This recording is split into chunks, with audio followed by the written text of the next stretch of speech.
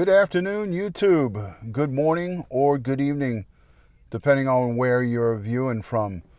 Thank you so much for joining. My name is DutyRon, retired New York City Police Detective, 20 plus years in law enforcement. And if you're not subscribed to my channel, please hit the subscribe button, hit that notification bell so you will get all things DutyRon when I go live and when I upload another video. Today we're going to talk about why the adoptive parents of Orson West and Orrin West, the two California boys that have been missing since December 21st, why those two are guilty in the Court of Public Appeals. And we're going to get right into it. Guys, please, if you're not subscribed, subscribe and share this video.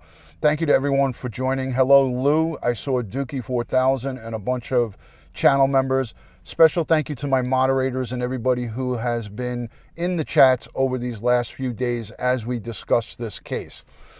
So Orson West and Orrin West, 3 and 4 years old, went missing Monday, December 21st.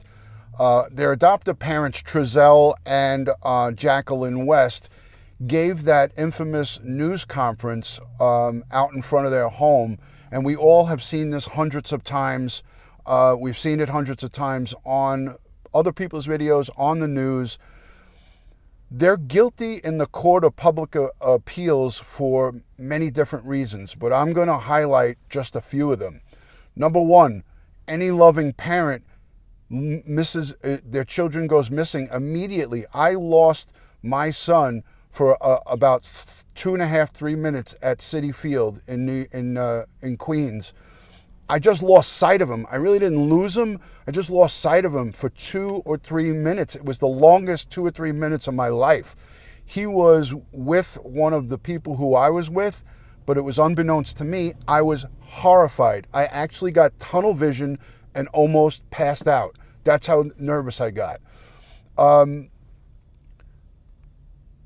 These people exhibited zero compassion, zero empathy, zero they had no emotion. And if you saw, the biological aunt and the biological mom was at that, the aunt was at the news conference, she said to them, "You are not showing any emotion. There is something wrong with the way you're acting." And I agree with her 1000%. That aunt was homed in on the body language of these two, Jaqueline and Trezell, were exhibiting just cold-blooded, just zero love or empathy or any kind of urgency. That was the first thing that stood out to me. The second thing is the deception and lies. Telling the story that we've debunked through the video from the neighbor's house, that he was outside getting wood that was really never there. I gave him the benefit of the doubt in the beginning. I said, well, maybe they bought some wood and had it out back. But he didn't say that. He was saying he was going out to get some wood. There's a lot of wood in that neighborhood. It's a freaking desert. There's barely any trees. There's no wood there. So that, as me as a retired detective, I see this and I say to myself, wait a minute, there's no freaking wood out in the back. That was a made-up story. And when we watched them in the backyard, there was no urgency at 16:15 hours to 16:30. That's 4:15 to 4:30. There was no urgency on both of their behalves, the mother and the father. The adoptive mother and father did not freak out and panic like how I did when I lost sight of my son for a short period of time. They were just... There was nothing. He said he went inside to search inside. Why are you searching inside when there was allegedly outside? So there's the second deception. And then the third deception for me is when he went out to take that 6-minute or 5-minute ride, whatever the minutes were, he did not light up the empty lot on the side of the property where the opposite of the gate. That whole big piece of property between his house and the neighbor who has the video, he didn't light that up. He didn't care to look in there.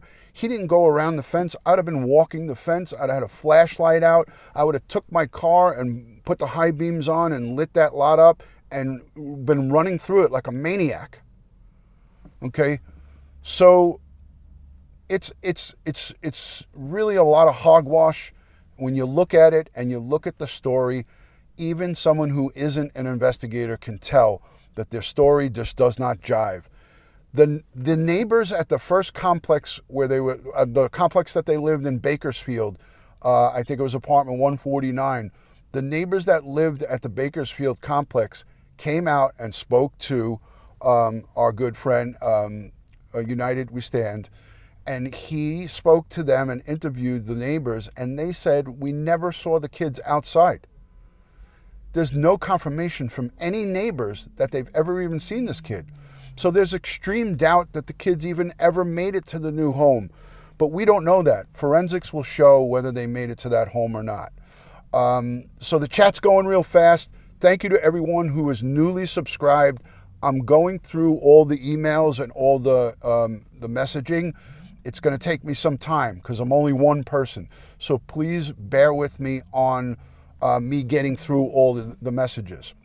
Okay, so the interviews that they gave are valuable to the interview that the parents gave, the adoptive parents, Trezell and Jaqueline, are valuable to law enforcement because we could debunk their stories in further interviewing and interrogation. And I feel that I'm confident that the FBI's, their interrogators and interviewers, will extract these inconsistencies in the stories from them and then use interview techniques to get them to kind of turn on each other. And I think that's the course of action that's going to happen with the investigators in this case. So be on the lookout for that. Just another tidbit. A.B. Watchman, did you hear what A.B. Watchman said about P.I. Bill? No.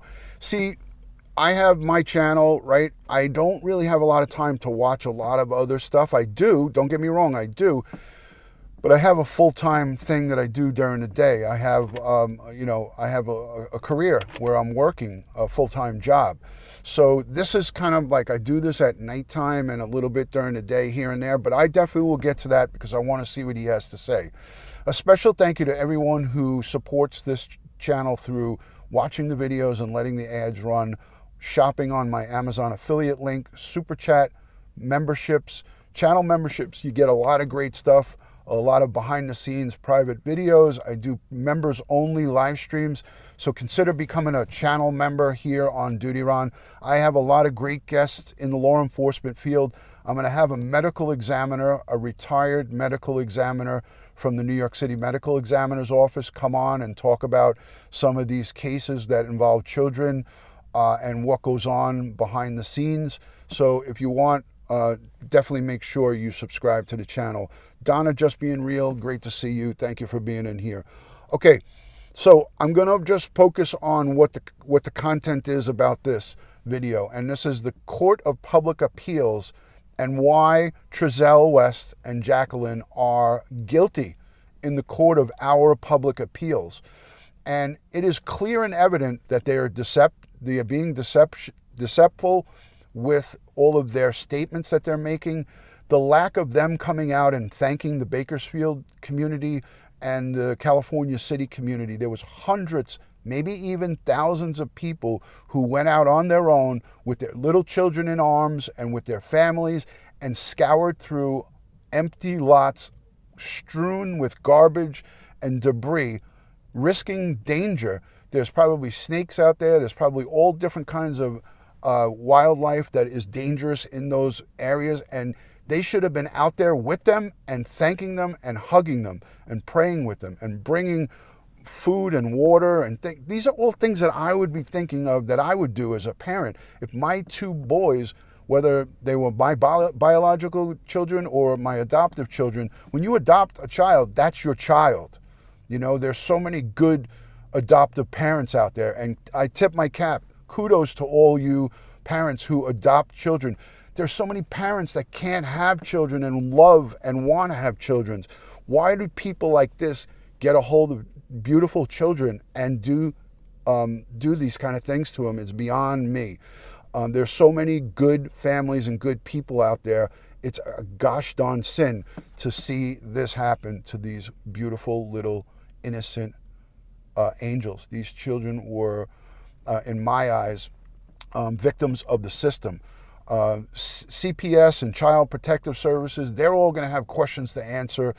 And, these are things that we will get to at the end. But right now, the main focus and the main course of action is bringing these two boys home. Finding Orson and Orrin West is the primary goal, and that's why we have United We Stand out there and other people who are out there trying to bring attention to these beautiful boys and try to find them. Either bring them home and get closure for the biological mom.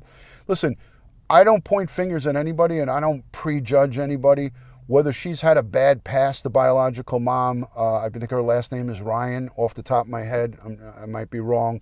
But the biological mom, whether she had a rocky past, she's still a human being and she gave birth to those kids.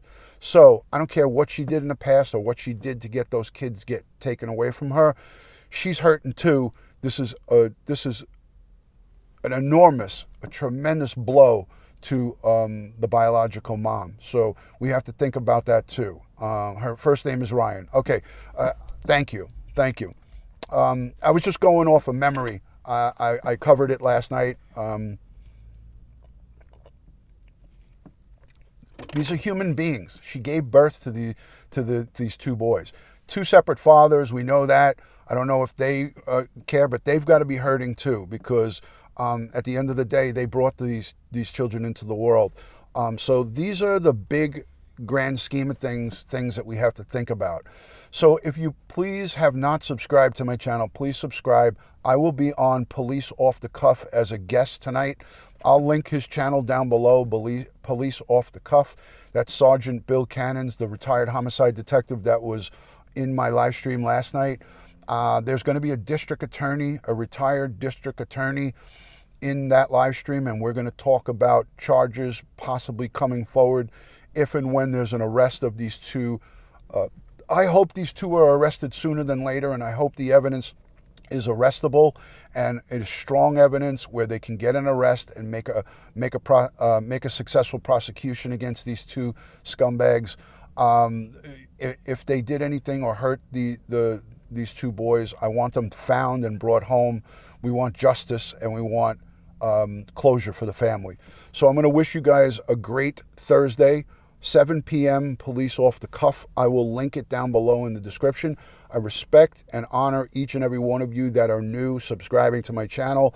Thank you. Hit that thumbs up, share this video out, and let's keep this case and let's support AK and the United We Stand and his brothers that are out there trying to find these two boys. Let's bring them home. Guys, love and respect from DutyRon in New York City. I'll see you tonight at 7 p.m. on Police Off the Cuff. Take care and God bless.